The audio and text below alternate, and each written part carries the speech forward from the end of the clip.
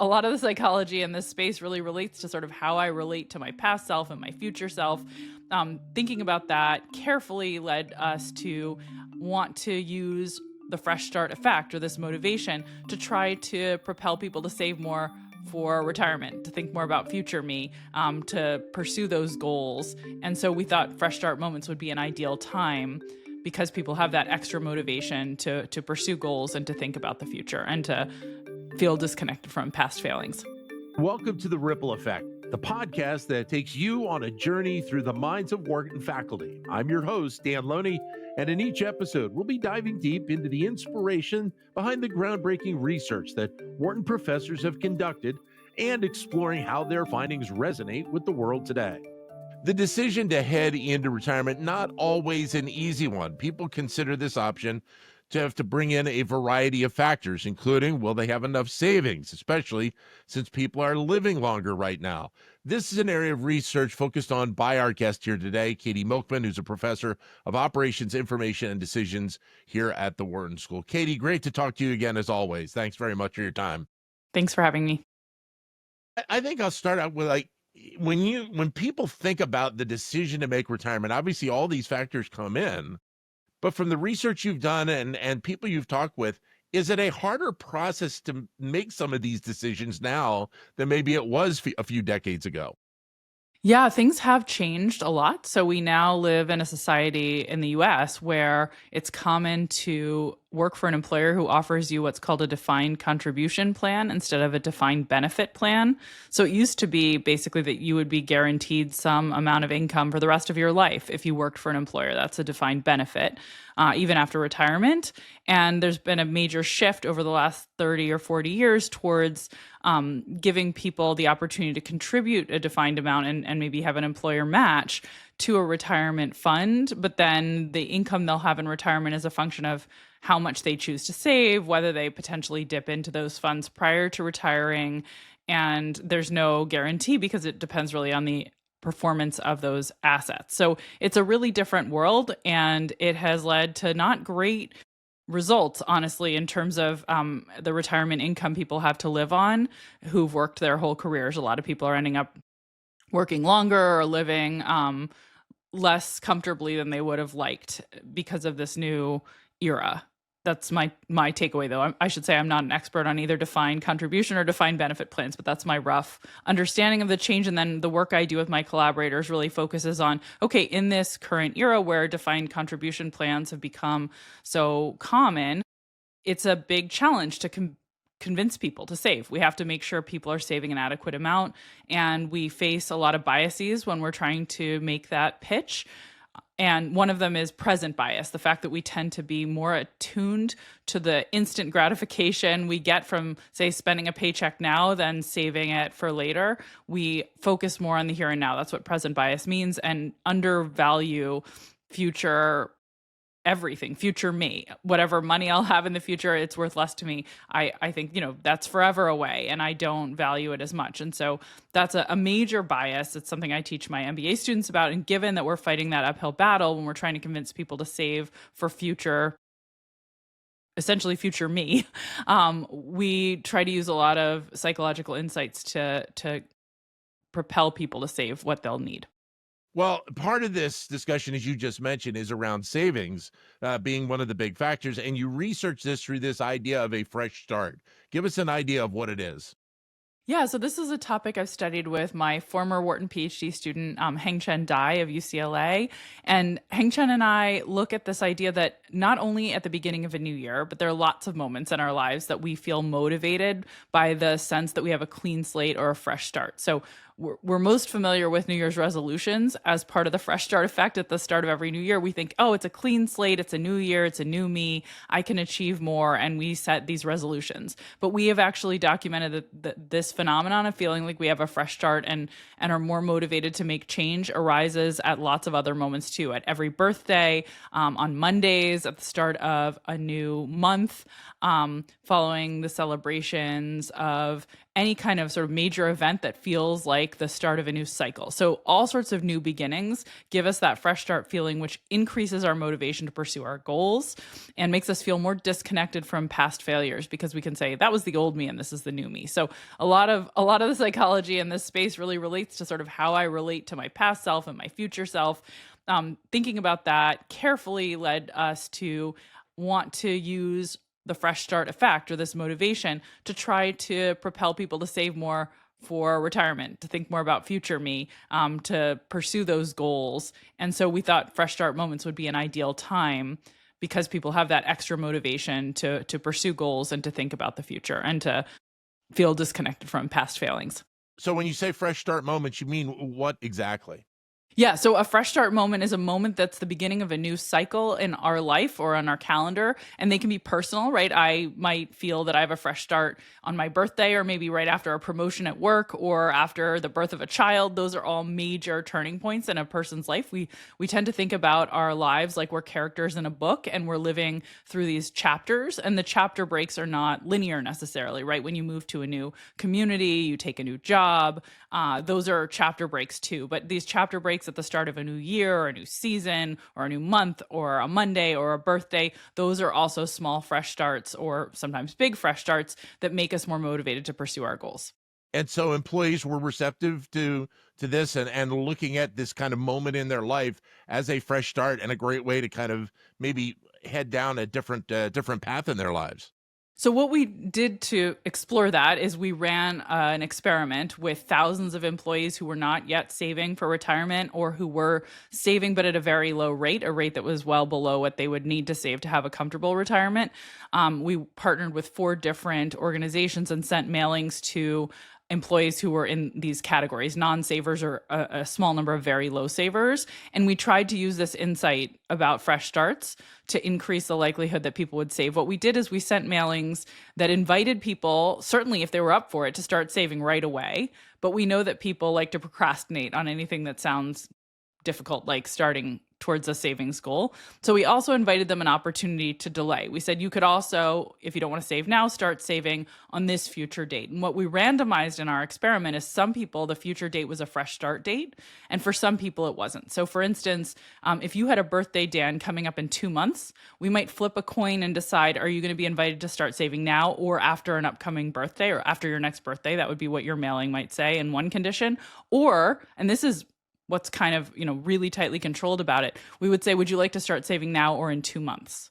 So actually in both cases, it's exactly the same offer. But in one case, we've tied it to your birthday, which makes it more clear that this is an opportunity we think you might want to align with that fresh start moment. And we tried this with several fresh start dates. We tried aligning New Year's, so inviting you to start saving after a new year. We invited you to start saving after the start of spring.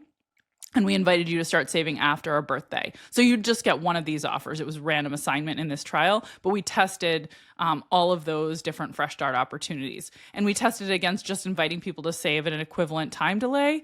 Or we also tried some dates that don't feel so much like fresh starts, just as sort of, we think of them as placebos. So Valentine's Day, it's also a day that is sort of notable on the calendar that we can label, but nobody typically thinks of Valentine's Day as a fresh start moment, unless, if you met the love of your life, then maybe for you it's meaningful. But for most people, that's not a day that feels like the beginning of a new cycle in life. So we ran this experiment, and what we found is that when we invited people to begin saving after a fresh start date, and we compare what happened to people's savings rates who were invited to save now at an equivalent time, but without that fresh start date call out, we see more savings, significantly more savings over the next 8 to 9 months. We look at savings rates, and we see, depending on how you model it, a 20 to 30% increase in the next 8 months savings among the population that is invited to start saving after a fresh start date. So this does seem to motivate more people. It doesn't lead them to decline saving now, and it increases the total number of people who are saving, leading to this higher savings rate over the subsequent months. And I think it's also interesting because you mentioned in the paper that we tend to make decisions in many cases that don't help us in the long term. So I guess by doing this, and maybe there's a little bit more immediacy to it, that maybe to a degree we're also changing behaviors as well.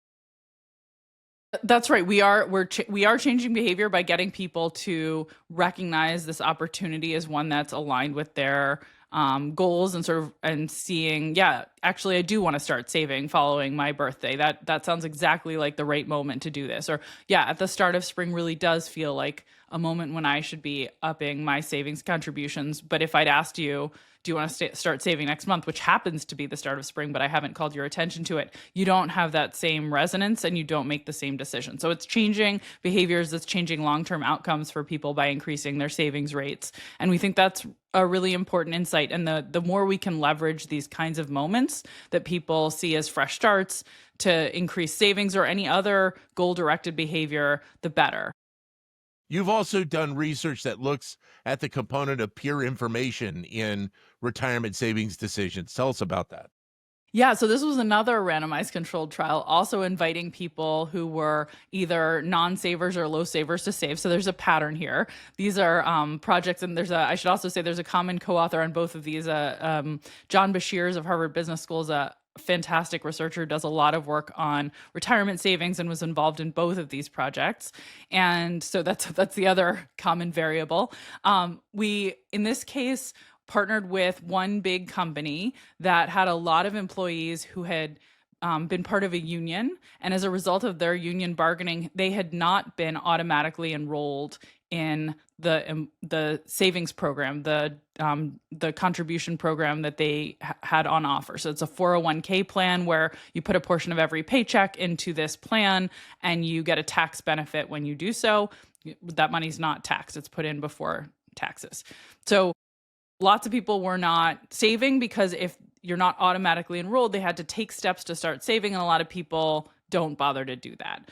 So we tested this both with those union employees whose union had not negotiated for them to be automatically enrolled, as well as a non-union population. But the non-union non-savers were different because they had intentionally opted out of saving. So they're sort of selection bias, if you will. That's our nerd term for saying there's slightly different populations. So that effect that you saw play out, was it similar for pretty much everyone across the company?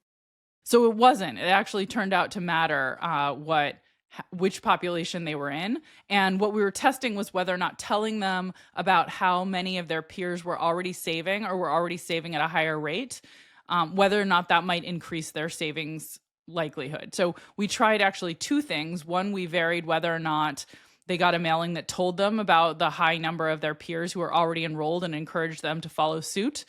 And then the other thing we did is that we varied what number they saw. So we were never deceptive, but we randomly assigned people to either find out about the savings rate of peers in their 5-year age cohort. So, if you're in, age 40 to 45, you might find out about others age 40 to 45, or in their 10-year age cohort. So if they were age 44, they could also see the 40 to 50-year age bucket instead of the 40 to 45 age bucket.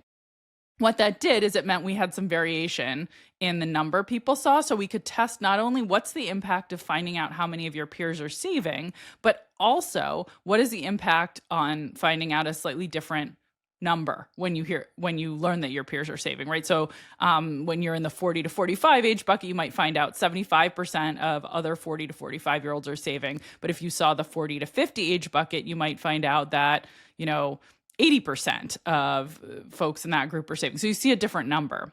So we have these two ways we can look at what's the impact of peer influence. One, finding out that lots of peers are saving, and two, what's the actual number you see and how does that matter? And what was really, I will say, surprising, given what we know about how influenced we are by our peers, is that in this study, what we found is a backfire effect, meaning and specifically among union employees. So this was the group we expected to be most malleable because they hadn't previously made an active decision about retirement. They just passively not signed up. This group, when they saw a peer comparison and learned, hey, 75% of your peers are saving, that reduced the likelihood that they chose to save. In addition, when we look at the specific number they saw, we see the higher the number they observe, randomly assigned, the less likely they are to save. And again, this is two things that go against what we normally expect to see in terms of peer effects. Because one, when I find out everybody else is doing something or the majority of other people are doing it, I normally decide to do it too at a higher rate. Right. And two, the higher the number of my peers doing something, the more likely I am to want to join. But we see the opposite in both cases. So this was really puzzling. We don't see this among people who weren't members of the union, so they hadn't actively opted out. There we don't see any effect. But we wanted to dig into this backfire effect.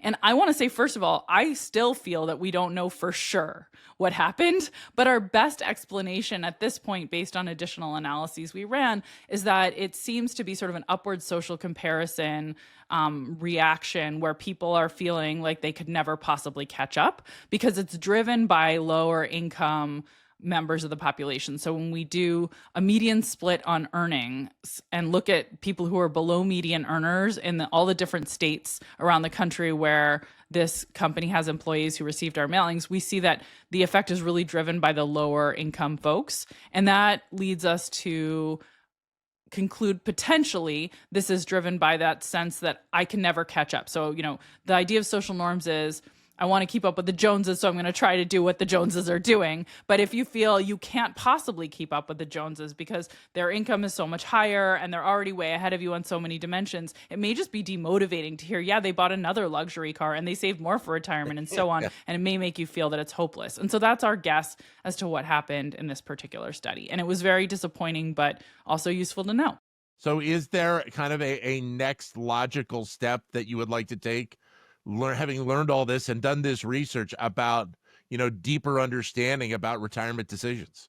Well, the answer to everything right now, Dan, is AI. That's the answer to everything we want to do next. So a lot of the work that my collaborators and I are talking about in the space of behavior change is related to how can we use these large language models to incorporate some of the best behavioral insights we know into dialogues to help people make better decisions. So that's the next natural step. And certainly the LLMs that we train to try to help support people's retirement savings ambitions will be armed with the knowledge from this research that, it may not be as effective as we thought to use social norming, particularly on low income consumers, when we're trying to encourage them to save more for retirement, and that it can be effective to leverage fresh start dates as moments when people feel it's appropriate and optimal to begin saving. Katy, always great to talk to you and discuss your research. Thanks very much.